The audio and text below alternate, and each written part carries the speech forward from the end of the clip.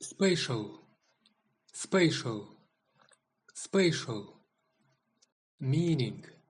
First, relating to space. This is the most general meaning. It refers to anything connected to three-dimensional space, the physical world around us with length, width, and height. Example: astronauts train in a spatial simulation to prepare for microgravity. Second, occupying space. This emphasizes that something takes up a specific location or volume within that three-dimensional space. Example: the new bookshelf provides more spatial efficiency by maximizing storage. Third, perceiving space. This meaning relates to our ability to understand and navigate the world around us.